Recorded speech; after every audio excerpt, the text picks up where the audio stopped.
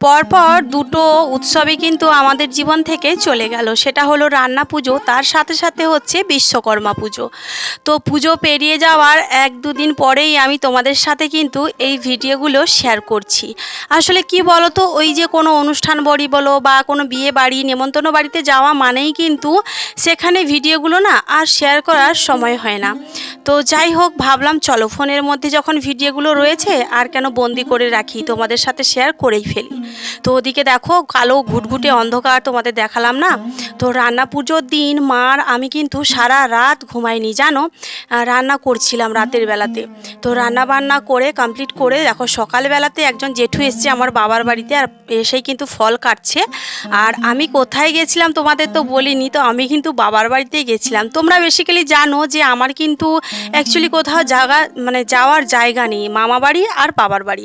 তো যাই হোক, আমার কোনো বোন বা দিদিও নেই যে ওদের বাড়িতেও ঘুরতে যাব। তো যাই হোক, আজ হচ্ছে বিশ্বকর্মা পুজো আর বাবার বাড়িতে বাবার দোকানে হচ্ছে বিশ্বকর্মা পুজো হবে। তো সেই জন্য দেখো ঠাকুর মশাই কিন্তু এই যে এখন ঘর তুলে আনছেন, আর বাবা ভাই মা সবাইও গেছিলো ঘর তুলতে। তো ঘর তুলে নিয়ে এসে এখন ঠাকুর মশাই দেখো আমাদের কিন্তু অঞ্জলি দেওয়া হয়ে গেছে, সরি বলবো না, অঞ্জলি দেওয়া হয়নি এখনও, হোম হচ্ছে, হোম হওয়ার পরেই কিন্তু তারপরে অঞ্জলি আমরা দেব। তো সকালে অঞ্জলি টঞ্জলি দিয়ে তারপরেই কিন্তু সকালে খাওয়া দাওয়ার, যেহেতু রান্না পুজো ছিল তো রান্না যা কিছু হয়েছিল সেগুলো আর তোমাদের সাথে শেয়ার করতে পারিনি, এতটাই ঝামেলায় ছিলাম সকালবেলাতে, সেগুলো আর শেয়ার করা হয়নি। তো যাই হোক, তারপরে বাবাদের বাড়ির সামনে দিয়ে কিন্তু সমস্ত ঠাকুরগুলো বিসর্জনের জন্যে নদীর মানে পাড়ে যায় আর কি। তো সেই ঠাকুরগুলোও গিয়েছিলো, একটা ভিডিও করলাম তোমাদের সাথে শেয়ার করলাম।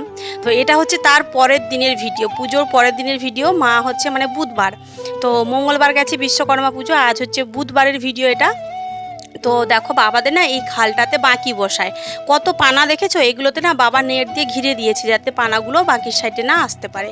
তো দেখো বাকি বসিয়েছিল, বেশ কয়েকটা মাছ আর কাঁকড়া পড়েছে, তোমাদের দেখালাম চিংড়ি মাছ কাঁকড়া আর পুঁটি মাছ এগুলো পড়েছে, মা সেই মাছগুলোই কিন্তু কাটছে। তো যাই হোক, আর এদিকে দোকানে হচ্ছে বাবা আর ভাই কাজ করছে, লোকের গাড়ি এসছে সেই গাড়িটাই সারাচ্ছে। তো চলো আগে ইন্ট্রোটা দিয়ে নিই, এতক্ষণ বকবক করলাম কিন্তু ইন্ট্রো দেওয়াই হলো না। শুভ সকাল আমার প্রিয় বন্ধুরা, তোমরা সবাই কেমন আছো? আশা করছি তোমরা যে যেখান থেকে আমার এই ভিডিওটা দেখছো তোমরা সকলে ভালো আছো আর সুস্থ আছো। তোমাদের আশীর্বাদ ও ভালোবাসায়, মহাদেবের আশীর্বাদে আমরাও না বেশ ভালো আছি। আমি টুম্পা, আমার নতুন একটা ভিডিওতে তোমাদের সবাইকে অনেক অনেক শুভেচ্ছা ও ভালোবাসা। আজকের দিনটা হলো বৃহস্পতিবার, তবে বৃহস্পতিবার দিন মঙ্গলবার আর বুধবারের ভিডিও তোমাদের সাথে শেয়ার করছি। তো চলো আজকের ব্লগটা একটু স্কিপ না করে প্রথম থেকে শেষ পর্যন্ত দেখতে থাকো, আশা করছি আজকের ভিডিওটা তোমাদের একটু হলেও ভালো লাগবে। তো বাবাদের বাড়িতে যেহেতু বুধবার দিন মানে দুপুরে রান্না বান্না হবে, তো সেই জন্য ভাইকে বললো মা যে কুমড়োটা কেটে দে, তো দিদি কুমড়ো বানাবে, যেহেতু কুমড়োর ঘ্যাঁট হবে সেই জন্যে। আর এদিকে দেখো বাবাদের যে পুজো হয়েছিল, যে ঘট ভাসিয়েছিল পুকুরে, দুটো ডাব ছিল সেই ঘটের মধ্যে। আমার দাদার মেয়ে আর আমার মেয়ে দুজনে সেই ডাবটা দেখেছে যে পুকুরে ভেসে রয়েছে, বলে যে ওই ডাবটাই খাবো, মানে কেটে দাও। তো আমি আবার মানে পুকুর থেকে একটা লাঠি দিয়ে টেনে টেনে এগুলো নিয়ে এসে এই যে দেখো কেটে দিচ্ছি। আর আমার দাদার মেয়ে কিন্তু ক্যামেরা করে দিচ্ছিল, তাই তোমরা ওকে দেখতে পাওনি। তো যাই হোক, ওদের ওদিকে ডাব টাব কেটে দিয়ে এখন আমি দেখো এই যে দুপুরে মা রান্না করবে, আর আমি কিন্তু বিকেলবেলায় বাড়ি চলে যাব। আর যেহেতু বুধবার, আমি এসছি কিন্তু মঙ্গলবার দিন জানো, মঙ্গলবার নয় সোমবার বিকেলে এসেছি, তোমাদের বলছিলাম না নেমন্তন্ন বাড়ি যাব। তো সোমবারই কিন্তু গিয়েছিলাম সন্ধেবেলা, তারপরে মঙ্গলবার ছিলাম, বুধবার, আর আজ হচ্ছে বুধবার, আর বুধবার হচ্ছে বিকেলেই আমি বাড়ি চলে যাব। সেই জন্য দেখো মাকে চটজলদি আমি সবজিগুলো বানিয়ে দিচ্ছি। আর আবার মেয়ে আর আমার দাদার মেয়ে বায়না ধরেছে যে এই ডাবের মধ্যে নাকি নারকোল রয়েছে, নারকোলটা কেটে দাও। কিছুই নেই গো, একেবারে নরম ডাব, তো দেখিয়ে দিলাম ওদের। যাই হোক চলো এখন ঝটপট করে সবজিগুলো কেটে নিই।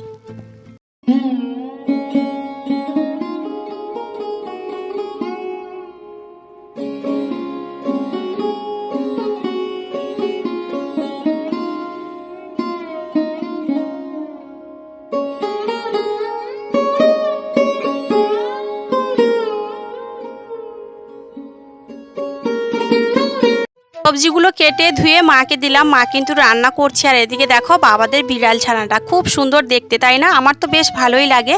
ওকে আমি পুষি পুষি বলে ডাকছি আর হাতে ইশারা করছি যে হ্যান্ডশেক করো।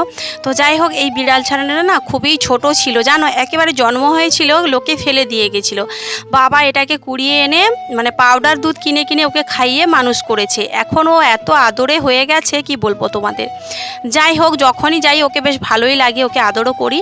আর বাবা মা ভাইরা সারাক্ষণ ওকে আদর করতেই থাকে। এদিকে দেখো মা রান্না করছে, দুপুরে রান্না হচ্ছে কুমড়ো, পুঁই ডাঁটা আর হচ্ছে চিংড়ি মাছ দিয়ে একটা ঘ্যাঁট করছে। আর এখানে দেখো কাঁকড়ার টক হবে, চিংড়ি মাছ দিয়ে আর একটা কি তরকারি বানাবে।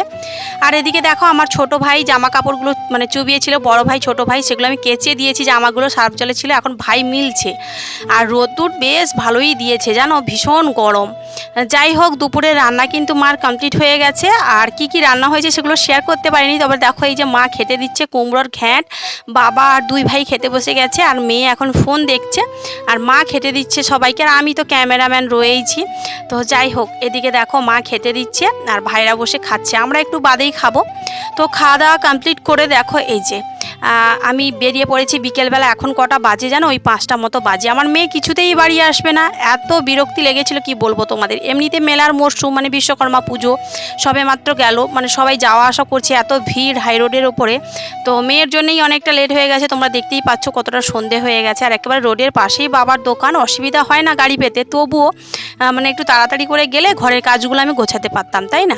এদিকে দেখো মা আর ভাই দাঁড়িয়েছে, বাবা কিন্তু দোকানেই বসে রয়েছে, আর মেয়ে দেখো মামার কোলে ঝুলে রয়েছে, মানে বাড়ি আসার কোনো নাম গন্ধ কিছুই নেই। যাই হোক, মায়ের মুখটা দেখলে না আমার ভীষণ কষ্ট লাগে, মা ভীষণ দুঃখ পাচ্ছে যে আমি বাড়ি চলে যাচ্ছি বলে। আর একটা দিন থেকে জানা তোমরা তো দেখতে পাও, বেসিক্যালি আমি কিন্তু থাকিই না, সকালে গেলে বিকালে বাড়ি চলে আসছি। আর এখন দুদিন ছিলাম তো, সেই জন্য মায়ের মনটা ভীষণ খারাপ। আর এই দুদিনে মা ভাই বাবা সবার এতটা ভালোবাসা পেয়েছি, সত্যি বিয়ের পরে না শ্বশুর বাড়িতে গিয়ে এইগুলো ভীষণ মিস করি। মা বাবা ভাই সবার ভালোবাসা সবার আদর ভীষণই মিস করি। যাই হোক, জীবনে আমি বেঁচে থাকতে না সত্যি কথা বলছি, এই যে দেখো যাই হোক বলছি একটু পদেই তো আমি দেখো বাড়ি চলে এসেছি। আর এসেই না মা কত কিছু দিয়েছে, সেগুলো এখন আমি গোছগাছ করব। তো দেখো কুমড়ো দিয়েছে, বাতাবি দিয়েছে, সাথে বাতাসা, চিড়ে, নারকেল আর পেয়ারা এসব দিয়েছে। তো এগুলো এখন গোছগাছ করবো, আর কিছু আমার শাশুড়ি মাকে দেবো, সেই জন্য বাতাবি আর কুমড়োটা কেটে নেব। অর্ধেক ওই বাড়িতে দেবো আর অর্ধেক এই বাড়িতে রাখবো। সত্যি কথা বলতে কি বলতো, মা বাবা ভাই এদের ভালোবাসা না সত্যি কখনো কারোর সাথে ভাগ করা যায় না। বিশেষ করে দুটো জিনিস তো আমি কখনো বেঁচে থাকতে কারোর সাথে শেয়ার করতে পারবো না, মানে দুটো ভালোবাসার মানুষকে, সেটা হলো আমার মা, আর এক হলো আমার মা, আর দুই হলো আমার হাজব্যান্ডের ভালোবাসা। এই দুটো জিনিস না কোনো মেয়ে কিন্তু কখনো কারোর সাথে শেয়ার করতে পারে না, মানে ভাগ করতে পারে না। বিশেষ করে স্বামীর ভালোবাসা তো কারোর সাথেই ভাগ করে নেওয়া যায় না। আর তার সাথে সাথে আমার মাও রয়েছে, মায়ের ভালোবাসা না থাকলে আর বাবার ভালোবাসা না থাকলে কি আমরা বেঁচে থাকতাম না, জীবনে মানুষ হতাম, তাই না? এই মা বাবা ভাই নিজের হাজবেন্ড এদের ভালোবাসাগুলো না সত্যি কারোর সাথে ভাগ করে নেওয়া যায় না। তো যাই হোক, বেশ বাবার বাড়িতে অনেক আদর আপ্যায়ন হয়েছে। এবারে টানা 2 দিন বাপের বাড়িতে থাকার পরে বাড়ি ফিরে এসে আবার নিজের সংসারে মন দিয়েছি। এদিকে দেখো আমি এগুলো মানে অর্ধেক করে নিচ্ছি, শ্বশুরবাড়িতে অর্ধেক দেবো আর অর্ধেক আমার ঘরেই থাকবে।